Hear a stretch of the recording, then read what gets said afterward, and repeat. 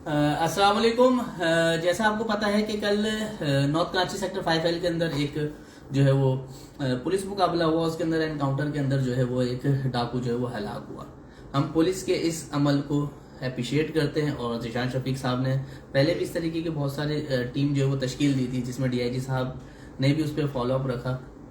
लेकिन इस एक सिर्फ जो बात थी वो ये थी कि बहुत सारे लोग कमेंट्स ये कर रहे थे कि आप पुलिस के काम से जो है वो मुतमईन नहीं। मैं मुतमईन उनकी वजह से नहीं हूँ। मैं कुछ चीज़ आपको सुनाता हूँ। शायद आप लोगों को ऐसा लगता है, सुनने वालों का, डिपार्टमेंट वालों की बात कर रहा हूँ, कि शायद ये अल्फाज मेरे होते हैं। मेरे नहीं है भाई, उसकी फैमिली के हैं ये। कल जितनी भी मैंने बात की है उसकी फैमिली के थे ये देखें।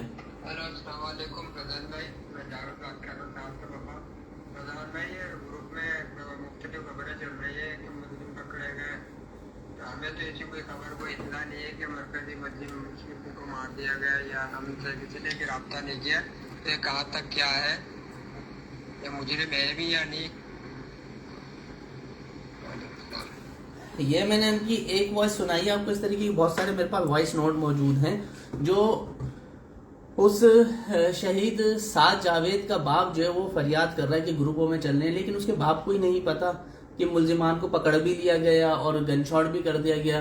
ना ही उनको कुछ इतला दी गई, ना कुछ FIR का कंटेंट पड़े तो उसमें यह है कि बाइक पे 2 बंदे आ रहे थे, 100 फीट की दूरी से गोली चलाई गई। खैर वो हो गई है। एक दूसरी बात है, अच्छी बात है, वो डकैती है, उसका क्रिमिनल रिकॉर्ड ज़ीशान शफीक साहब ने प्रेस रिलीज के अंदर लिखा है कि पहले भी 7-7 8-8 मरतबा बंद हुआ है। अच्छा, जहन्नुम मिसाल हुआ।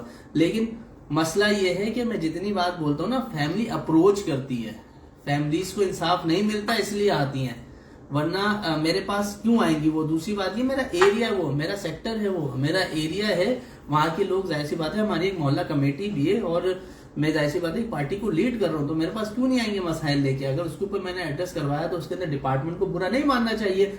आपको तो चाहिए था हम चले इस बात के ऊपर भी श्योर हो गए कि ठीक है ये साद शफीक के कातिल थे, तो उसके वालिद साहब को तो बुलवाते, मुद्दई मुकदमा को बुलाते, उसको बताते कि भाई ये डाकू पकड़े गए। इस तरीके से हुआ। तो इसके अंदर अगर किसी को बुरा लग रहा है तो उसके बुरे क्या क्या कहते हैं वो, मैं उसको, उसकी जो शिकायत है उसको दूर नहीं कर सकता। हाँ, ये जरूर है कि बिल्कुल हम इसको परसू करेंगे। अगर ये साद के कातिल थे तो अच्छी बात है, जहन्नुम में साल हुए। अगर नहीं थे, कोई ड्रामा रचाया गया है या कुछ ऐसी बात है, तो बिल्कुल साथ के कातिलों को आपको पकड़ना पड़ेगा। वजह सारी ये है कि हम बोलते नहीं है। रोजाना की बुनियाद के ऊपर सेक्टर 5L नहीं, पूरे नॉर्थ कराची, न्यू कराची के अंदर जो है वो चोरी डकैती के वाकयात हो रहे हैं। इसकी रोकथाम के लिए जाहिर सी बात है डिपार्टमेंट जिम्मेदार है।